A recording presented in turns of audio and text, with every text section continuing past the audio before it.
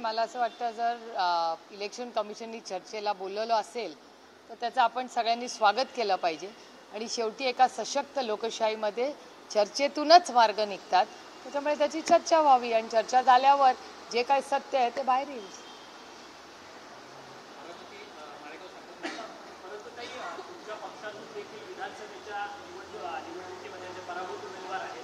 जवळपास 30 ते 35 पराभूत उमेदवारांनी हायकोर्टात पिटिशन टाकले की अचानक पद्धतीने सगळी मतदानाच्या संख्येत जी आहे ती मोठ्या प्रमाणात वाढ झालेली आहे.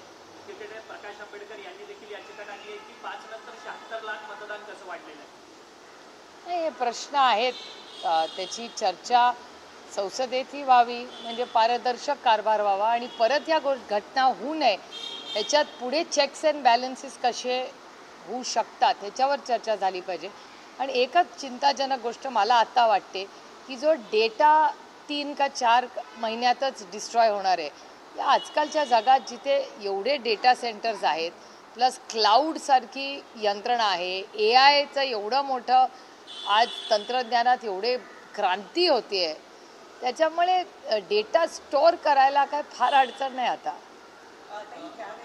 विधानसभा निवडणुका झाल्या होत्या त्यावेळेला आपल्या पक्षाच्या वतीनं सुद्धा अनेकांनी आक्षेप घेतलेले होते. म्हणजे त्यांनी स्थानिक पातळीवर निवडणूक आयोगाला पत्र पाठवून त्यांच्या विधानसभा क्षेत्राची माहिती मागवलेली होती. आपल्या वतीनं या प्रकरणामध्ये काय कोर्टामध्ये जाण्याची भूमिका आहे, निवडणूक आयोगाकडे जाण्याची भूमिका आहे, नेमकी काय भूमिका? एकतर आमच्या कोर्टात खूप केसेस चाललेल्या आहेत.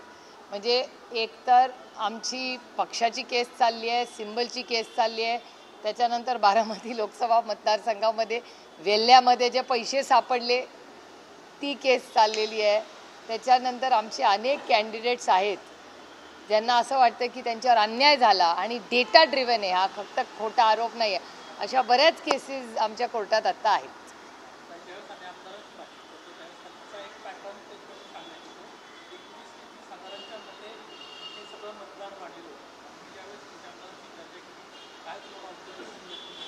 मला वाटतं जी काही चर्चा व्हावी ती पारदर्शक व्हावी आणि ती डेटा ड्रिव्हन असावी. त्याच्यामुळे जो काही डेटा दोन्ही बाजूचा असेल त्याच्यावर पारदर्शक चर्चा व्हावी. म्हणजे एकदा जे काय होईल त्या विषयाचा सोक्ष मोक्ष होऊन तो विषय कुठल्या पद्धतीने जाईल तो लॉजिकल कन्क्लुजनला गेला पाहिजे अशी माझी आग्रहाची भूमिका. आणि जर मला असं वाटतं ते रिचेकिंगसारखं आहे, जर आपण पेपर व्यवस्थित लिहिला असेल तर आपल्याला रिचेकिंगला काहीच हरकत आहे ना द्यायला. राज्य सरकारने महानगरपालिकेच्या निवडणुकीची जी प्रभाग रचना आहे त्यासाठी जवळपास आता महिनाभराची मुदतवाढ दिलेली आहे. त्यामुळे मुंबई, ठाणे आणि नवी मुंबई आणि राज्यातील 29 महानगरपालिकेच्या निवडणुका ज्या आहेत त्या आता दिवाळीनंतर होणार असं चित्र पाहायला. माझी इलेक्शन कमिशनला एवढीच विनम्र विनंती आहे की जे काय होईल ते पारदर्शकपणे व्हावं. म्हणजे जे वॉर्डची रचना आहे ती पारदर्शकपणे वन साईज फिट्स ऑल झाली पाहिजे. कुणाच्याही राजकीय मनमर्जीनी वॉर्ड्स होऊ नये. हे इलेक्शन आहे, हे पारदर्शकपणे संविधानाच्या नियम कायद्याप्रमाणे, कारण का हा देश कुठल्याही व्यक्तीच्या मनमर्जीनी चालता कामा नये, तो पारदर्शकपणे संविधानानेच चालला पाहिजे. त्यामुळे जे काही नियम कायदे आहेत ते सगळ्यांना समान म्हणजे आमच्यापासून सगळ्यांना समानच असले पाहिजेत.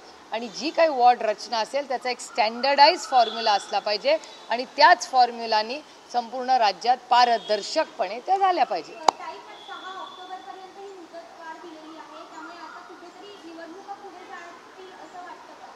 मला काय आश्चर्य वाटत नाही. मी तुम्हाला ज्यावेळेस ऑर्डर आली तेव्हाच म्हणत होते की म्हणजे माझे तर सहकारी प्रशांत जगताप हे तर कधीपासून म्हणतात की पुढच्या वर्षीशिवाय इलेक्शन होणार नाही. त्यामुळे मला काय आश्चर्य ह्याच्यात वाटत नाही. तुम्ही आमच्या दरवेळी 6 महिन्याच्या प्रेस कॉन्फरन्सेस काढून बघा.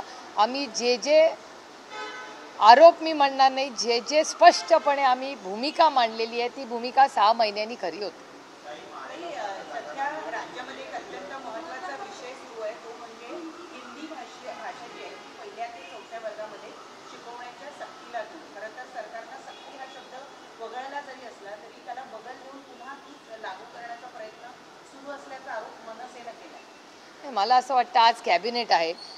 मला असं वाटतं कालही एक चर्चा वर्षा बंगल्यावर झाली असं आज वर्तमानपत्रातही आलं आणि तुमच्याही चॅनल्समध्ये दाखवलं. शिक्षण हा अतिशय गंभीर विषय आहे.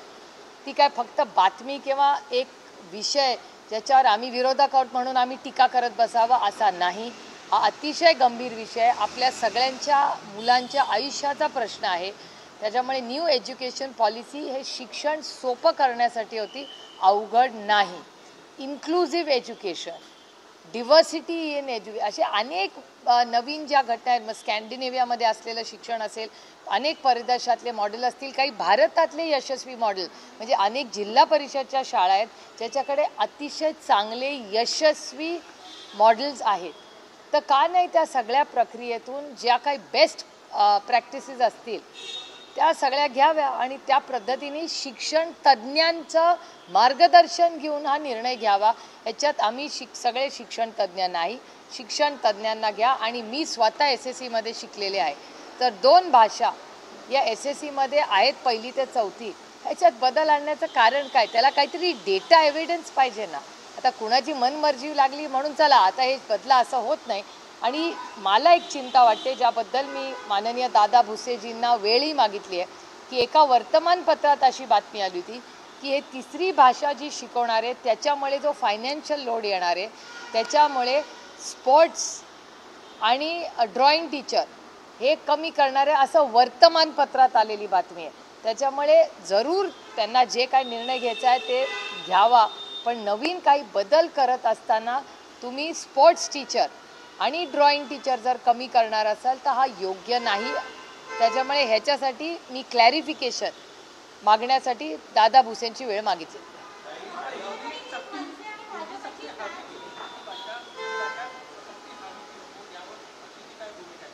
आदरणीय पवारसाहेब परवा ऑलरेडी त्याच्यावर बोललेले आहेत. त्याच्यामुळे माझं म्हणणं आहे कशाची अशा पद्धतीची सक्ती करणं अयोग्य आहे. पालक ठरवतील त्यांच्या मुलांना कशी सक्ती द्यायची, सरकार नाही ठरवणार कशाची सक्ती करायची.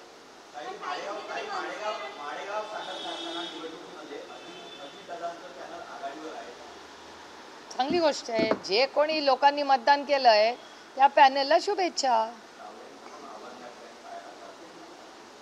असेल ना, मी एवढं सहकार चळवळीच्या इलेक्शनमध्ये आम्ही एवढं लक्ष घालत नाही हो. जे पॅनल निवडून येतं त्याला ताकदीने आम्ही मदत करतो संपूर्ण महाराष्ट्रात. या प्रकरणामध्ये सरकार म्हणजे हिंदी भाषेच्या सक्तीच्या प्रकरणामध्ये सरकार एक पाऊल मागे गेल्यासारखं वाटतंय का? कारण काल बैठक झाली, त्या बैठकीमध्ये आत्ता शासन म्हणतंय की आम्ही ज्या सरकारचा विरोध आहे त्या सगळ्यांची चर्चा करू आणि त्यानंतरच अंतिम निर्णय करू. आधी नोटिफिकेशन काढायचं, पुस्तकं छापायची आणि मग म्हणायचं की आम्ही चर्चा करू.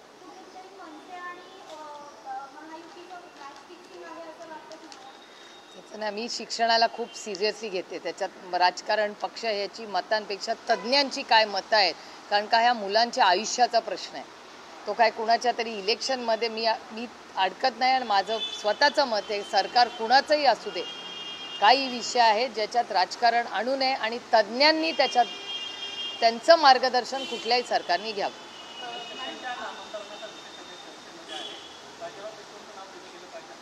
काल अंकुश काकडेंनी ह्याच्यात पक्षाची भूमिका स्पष्ट केलेली आहे.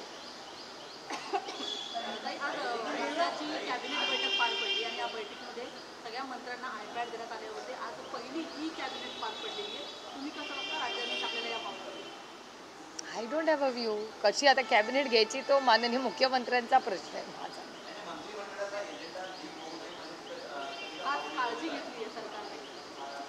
पार्लमेंट तर किती वर्ष झालं आम्ही आहोत. पार्लमेंट किती वर्ष झाले आम्ही आहोत. आमचं आता अटेंडन्स, आमचं सगळं पार्लमेंटमध्ये गेले अनेक वर्ष आमचं आहे. पार्लमेंट आहे. Part of development.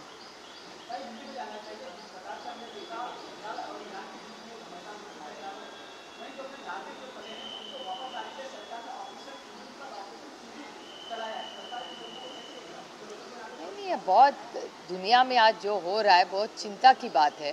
और मेरे ख्याल से MEA हो और माननीय प्रधानमंत्री जी ने डी-एस्केलेशन के बारे में जो कहा है और प्रेसिडेंट ट्रंप ने भी वैसे कहा है, ऐसी सब न्यूज़ अभी आ रही है. सो आज जियो पॉलिटिकली जो इंस्टेबिलिटी हो रही है वो बहुत चिंताजनक है.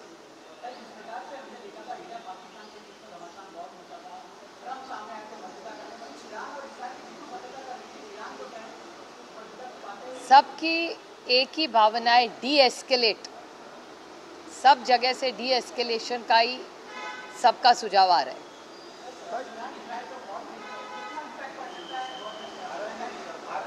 ये तो होगा ही ना, ऑयल होगा, it's always impact, any war has international repercussions, वो तो होता ही है ना, इट इज ऑब्वियस।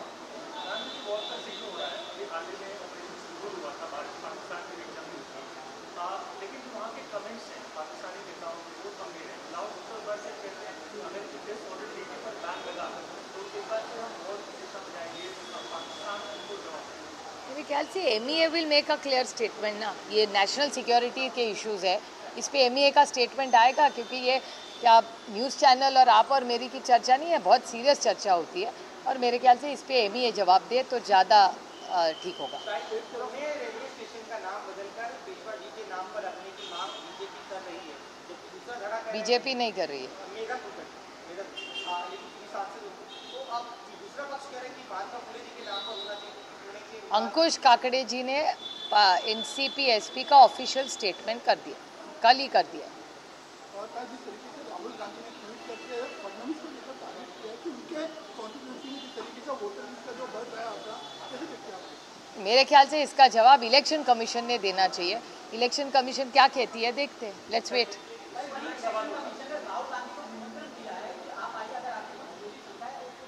एक कांग्रेस पार्टी एक दो बार जा चुकी है इलेक्शन कमीशन, उन्होंने मांग भी की थी, जो डॉक्यूमेंट्स मांगे थे वो मिले नहीं थे, ऐसे कांग्रेस पार्टी ने मुझे खुद कहा था।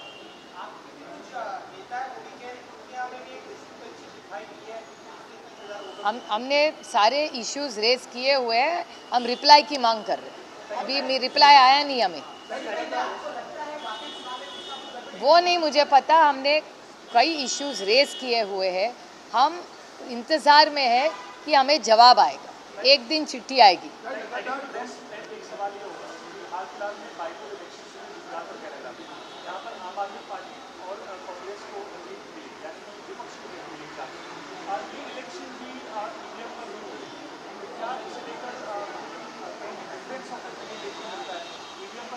नहीं, मेरे ख्याल से एनालाइज करना चाहिए, अगर कि वोट कितने बड़े कम हुए, इसका सबका एनालिसिस करना पड़ेगा।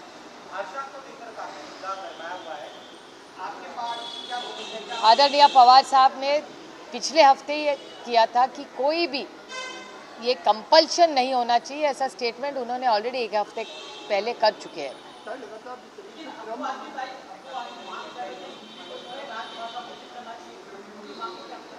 मुझे नहीं पता, मैंने पढ़ा नहीं पेपर में, तो मैं नहीं जानती।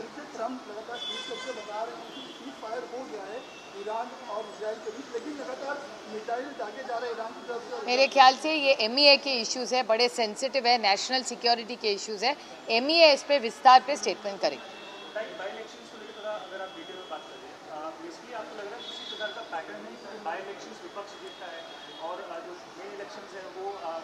अभी देखो, मैं जब आरोप करती हूँ तो हमेशा डेटा ड्रिवन करती हूँ, तो मैं कभी भी एक तो पहले किसी पे आरोप नहीं करती, और करती हूँ तो डेटा ड्रिवन करती हूँ। तो एक बार थोड़ा सा डेटा होमवर्क और कर ले, उसके बाद बात करेंगे इसको।